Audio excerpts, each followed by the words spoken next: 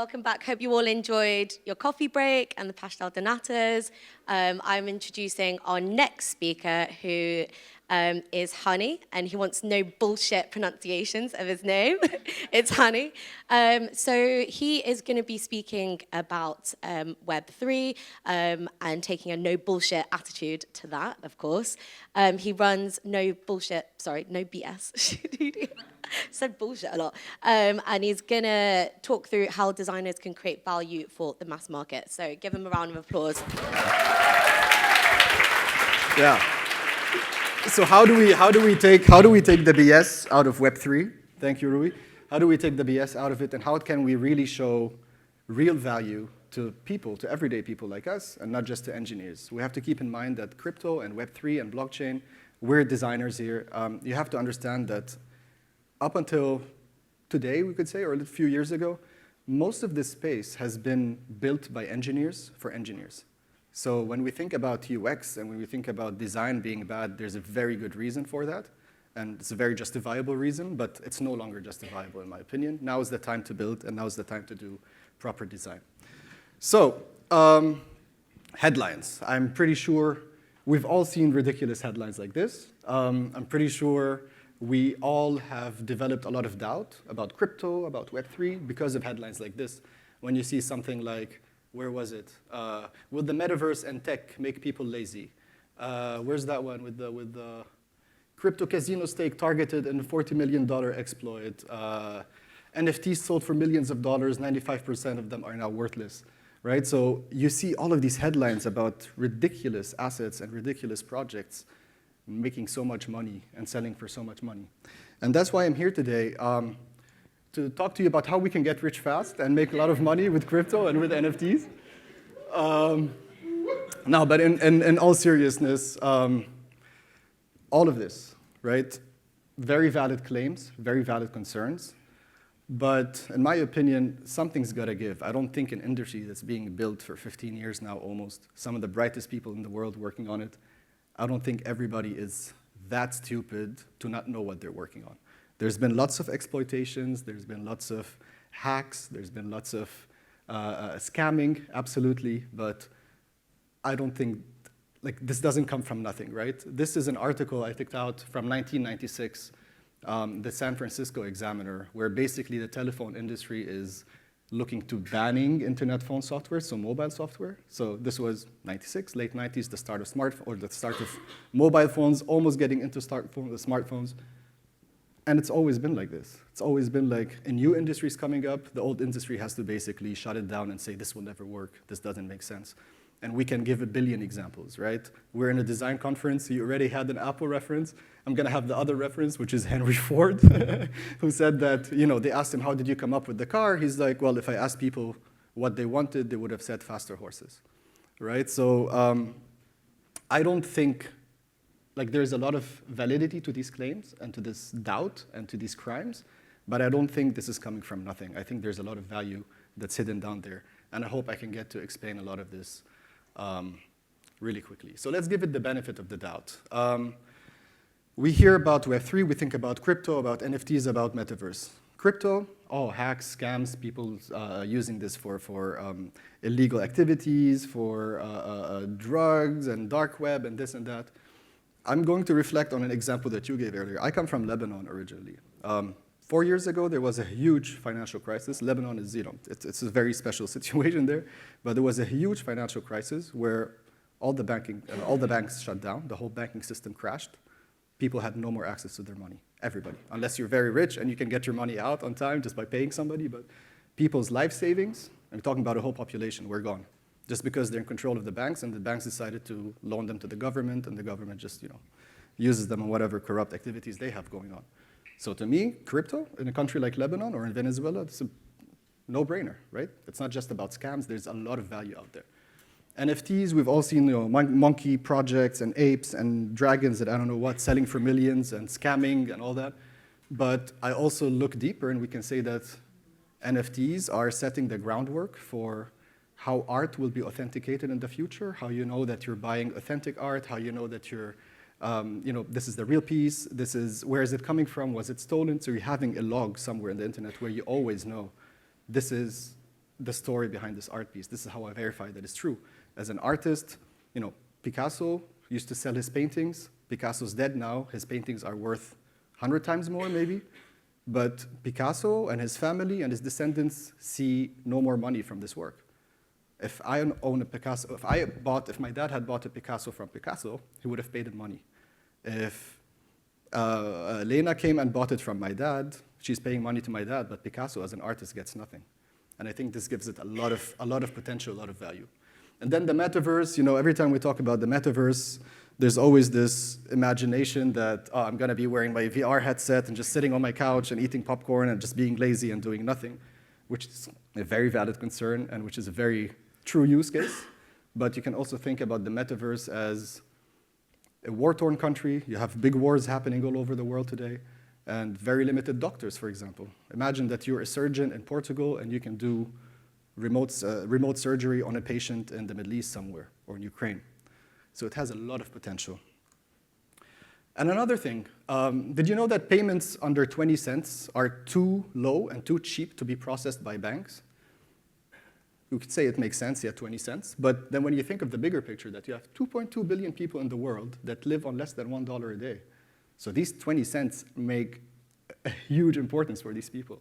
So how do we connect these people, the people who have no access to banks, to banking systems, to financial systems? How do we bank those unbanked people? I think we can skip this. Talked about this already. So what is Web3? I know this is my heart was beating when you showed your stand. But I hope, I'll keep it really quick. So 3 generations of the internet. When it first came out in the early 90s, like mass internet, let's say, to the mass market, you would just go on a website to read stuff, right? You can't do anything beyond just reading or consuming content. And then came Web 2.0 in the mid-2000s, mostly social media, I would say, where the dynamic changed from just consuming to also contributing to the internet. So you can create stuff, you can create music, videos, you can share comments, you can start discussions with people online, so on and so forth. And then comes this third paradigm, which is Web 3, in which the main differentiator, let's say, for us, for users, is the fact that everything that you've created online in Web 2, all the stuff that you upload to Facebook, you upload to Instagram, to Twitter, to YouTube, we don't own this. We all know that. We don't own this stuff. We don't own any of our content. In Web 3, the difference is that any intellectual property, any information that you have, any assets, are truly owned by you, right? So if I upload, we're going to show lots of examples, but if I upload a video somewhere, I don't have to worry about getting banned by YouTube and losing my 3 million followers. I own my content, and I can move it from a platform to another platform, and I can do with it whatever I want. I get the right money that I deserve, and all of that. So what is blockchain? It's pretty simple, really. But no, we're going to keep it very simple. So really, what it is, at its core, is it's a database. We all use databases every day. Every app that you use, every website is connected to a database where all your information is stored. And the blockchain is just that. And I think we don't really need to know much more as designers. It's a database, but it's different. It's better in the sense that it's transparent. I'm not going to go through all of these quickly, but it's transparent, so everybody can see everything that is happening on the blockchain. Right? If I send money to Nuno, anybody in the audience can track it and see, okay, Hany actually sent money to Nuno. You won't see our names most likely, but you will be able to track that this account sent this much money to that account. So it's transparent. It's secure, everything is encrypted, very heavy math involved. It's trustworthy in the sense that we don't need to rely on a middleman anymore. We don't need to rely on a bank and adhere to their rules. We don't need to rely on certain entities and adhering to the rules. So we're cutting the middleman, and it's one-to-one, or logically, many-to-many connections, right? You own your stuff, we can interact with one another without having to worry about somebody in the middle screwing us over or finding an issue here or doing that. And then finally, it's decentralized, which means that rather than having one database owned by one entity and stored by one entity, right? Facebook owns all of our stuff, and they own their databases. What this does is that this one database will be available to anybody in the world. So you can store it on your computer, you can store it on your computer. Everybody has a same, always up-to-date copy of this database everywhere. So you don't need to worry about tampering, you don't need to worry about a system crashing somewhere. It's decentralized. right? And I'm not going to go any deeper than that. I hope it did make some sense. So what can it do? What does it mean for us? Let's forget about the tech part. What can it do? Some examples. So you've seen this already. And I still find this ridiculous. We buy flight tickets. If you need to cancel your flight, you might want to hope that you paid a little extra, that you can cancel it and get your refund. But that's about it. The freedom, ownership, none. Why, if I bought a ticket, why can't I sell it to somebody else? Why can't I send it to you and you use it? Some people would say, yeah, but what about visa requirements? Yeah, but visa requirements are visa requirements. You're going to get checked at the airport. If you don't have these visa requirements, you're not going to fly anywhere. So that's one example. Another one, Instagram. Imagine you're uploading a nice photo. You write your caption, you tag it, and then you get some options for commercial use. You can say, yes, I want to sell this as an NFT. I'm on Instagram. If you come to my profile, you see this page or you see this image. Really cool. I would like to buy that. You can buy that. I can make money off it as a creator. I can say, I want to license this for stock photography, and you can start buying it on Splashed or Getty Images or what have you. And you can even say, I want to outsource this to AI model training, right? This is an image of somewhere in Palm Springs or in Venice Beach. Pretty sure there's lots of learning happening there for content from Palm Springs or for Venice Beach. So you can outsource that to AI model training, and you can make money out of it as a return. Another one, the Nike running app. Imagine you run, it can track your runs. You can see how much you're running, how often you're running. And then if you meet certain conditions, it can tell you, oh, hey, by the way, you've run 2 half marathons this year, so now you're eligible to sign up for the half marathon in Berlin using your NFT. So it's tracking things that you do.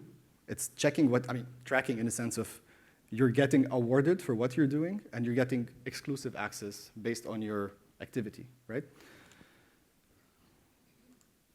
Financial inclusivity is another one. And this is a real use case, by the way. This is designed by us, but the whole concept of fractional shares is that traditionally, if we want to buy stuff, we always talk about financial literacy and investment and stuff. But if you want to buy a big house or if you want to buy an art piece, most of us will be very limited to what we can buy because things are very expensive. But imagine now you can say, oh, there's this really nice Van Gogh painting, and we can all buy it together. You can buy a share in a painting, or you can buy a share in real estate, or you can buy a share in a hotel somewhere. And you can do all of that using blockchain technology. Another one, transparency. We never know. Supply chains are very corrupt. You never know where your food is coming from, where is it being grown, when was it shipped, how long has it been shipping for, are the workers getting paid fairly? You have no idea about that. And when you have this technology that lets you follow the path of a certain thing, knowing that the info that you're reading about it is honest, is not tampered, it's transparent, you're getting the full, real picture, then you can have a much better conscience knowing what you're buying and who you're supporting. Right? So if it's so great, why isn't it everywhere already? And that's a very valid question. One, I would say we're still very early. Your graph, amazing. We're still very early. Do you guys, who knows Napster? Who remembers Napster? Cool, generational divide, okay. So Napster started in '99 and was active till around 2002. And it was maybe the first or one of the very earliest peer-to-peer music sharing app, right? So you can sort of like torrents back in the day. So I have a music file on my computer. You can search for it and download it. This looked like shit. It still does. And this had no business model. And this was illegal. So they shut down 3 years later. I think initially Metallica sued them, right? I think they sued them really bad. I still love them, though. So this went bad. And this is probably because 3 years in, it's very early. It's not too usable. They were not finding ways to make money. So it shut down 3 years later. They were very early. But today, you can think about Spotify, which is worth north of $25 billion.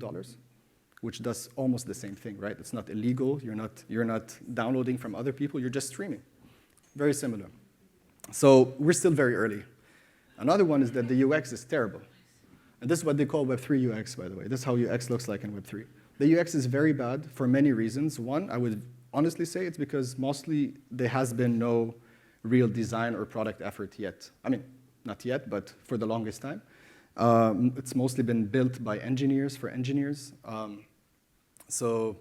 And the topic itself is very technical. We'll talk about that in a second. It's very technical, very big words, wallets, tokens, signatures, this and that. Like, you never have this ease of use when you're using the technology because you feel like all the responsibility is on you, and one minor mistake, and you probably lose a lot of money. So this is still a very big topic. Some other issues, technical complexity, it's very complex, technically speaking. The jargon, like you have big words that are not gonna work for anybody outside an engineering environment, right? Scalability issues, it's very early, so sometimes things are very slow, sometimes it might cost you 10 times more.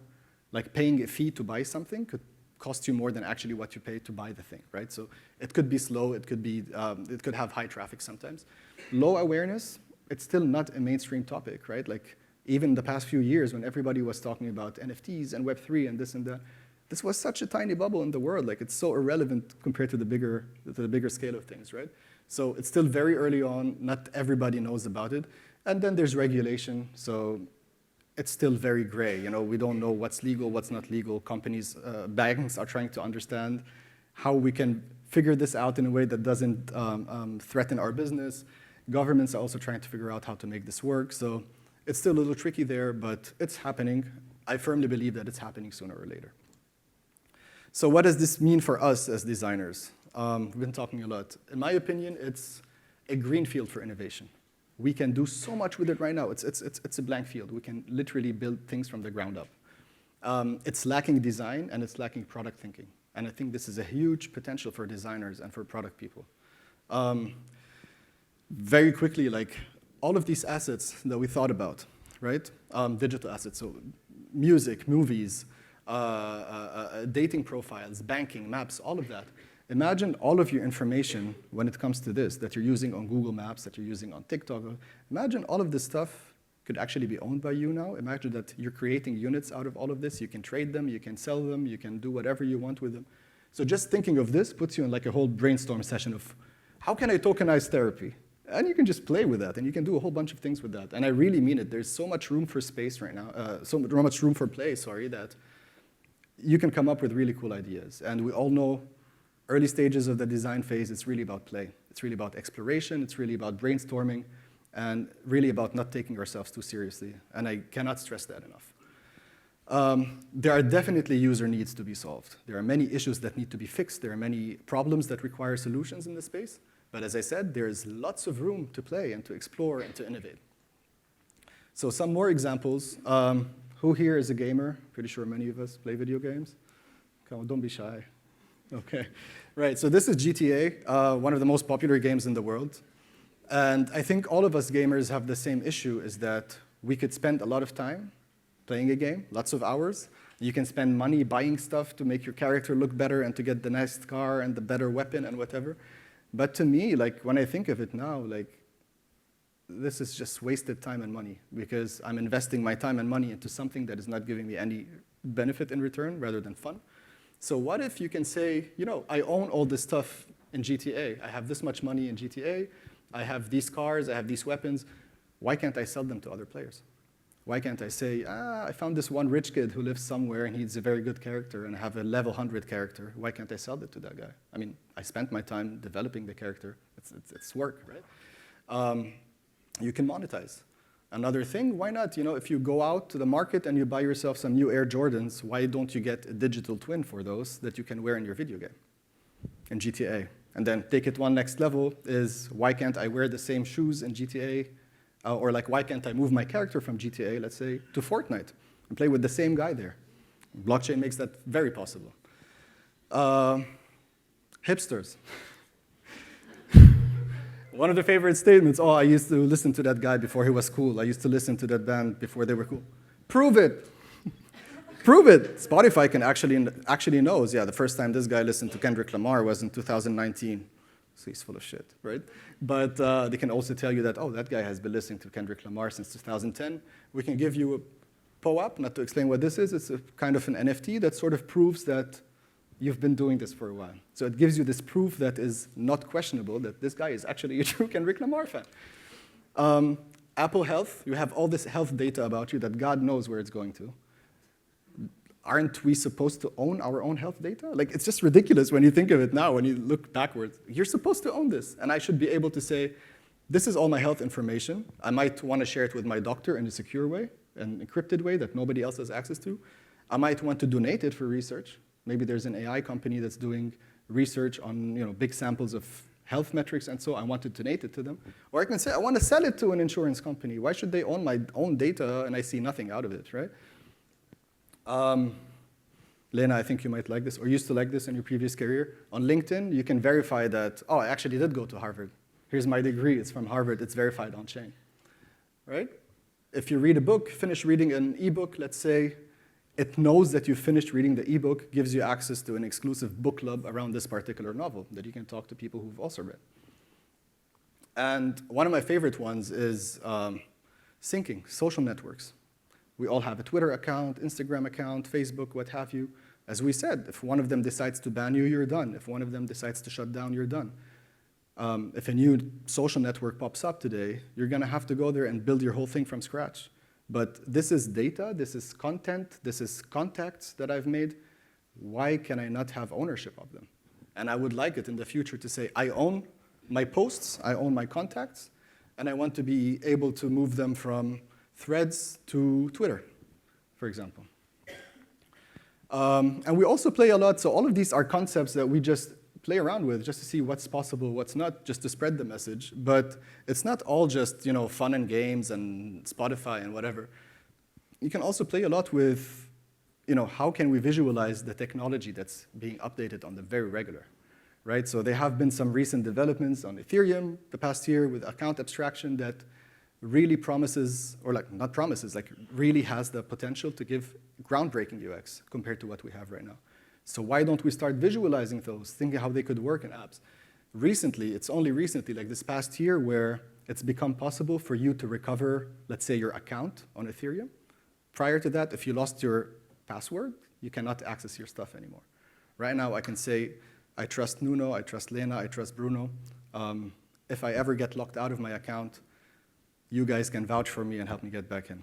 So we also experiment with, hey, how can we visualize these kind of use cases to see how they would work on a mass scale?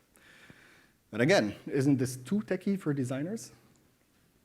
My opinion, ignorance is bliss. And I'm a kind of person who really likes to take things one step at a time and really cut the BS out of things and really focus on what can we do right now. And sometimes too much information is not helpful. I'll read through these points and then I'll go on my rant. It's like, first of all, design is about people, first and foremost, right? You're designing for people, you're not designing for technologies. And in my opinion, good designers already possess the skills to work on things they are not experts in. Like most of us work in industries, we are designers, but we work in industries perhaps that we have no clue about. We could be a designer who's working in health. Does that mean you have to go to med school to understand what you're doing? No, but you learn on the way. Understand the technology, or understanding it just well enough to know how it impacts the UX, and to be able to communicate it clearly. Like I'm attempting to communicate it to you today in a very non-techy way. Another point is that so far, teams are mostly made of tech experts, and we're talking about very smart people who know the technology inside out. They're really involved, and they most often lack a design perspective. So you can learn so much from them if you just work hand in hand with a developer, with a smart contract engineer. You can very easily figure out what could be done, what the limitations are, and they can guide you, and you can guide them in return. And my favorite one is, do we really need it? If you're building something, always think first, hey, does it make sense to build this on the blockchain? Maybe we don't need that. Maybe a regular traditional database is enough, and that's a very valid question. But ignorance is bliss. I think it's really about being able to talk to people, understanding the technology just well enough to be able to talk to people about it, and learning from people you're working with. So I'd like to end with the second Apple reference of the day. Is this guy once said that you have got to start with the customer experience and work back towards the technology, which is very valid. We don't have that today. Up until now, let's say, it's been mostly about developing the technology and what could be. But if we want to onboard 1 billion users, they don't care about that stuff. They care about seeing something that they could use. In my opinion, and I think I could speak to many people that I know in the space, is that soon enough, end of the day, this whole space, Web3 blockchain, you as an end user, we don't even need to know on which kind of database this is running. Like, do you know the apps that we're using? What kind of databases are we using there? No clue. What kind of languages? No clue. We don't care. We're users. We need to get something out of this and move on with our day. So in a perfect world, and hopefully in a not too distant future, using products that are Web3 based or blockchain based should look and feel the same to you as using products that are being in use today that we're all used to. Of course, there will be some nuances, there will be differences, but end of the day, it's about me as a human. What do I need to get out of this? What is my challenge? How can this provide value to me? And not about how this is built, right? So, thank you.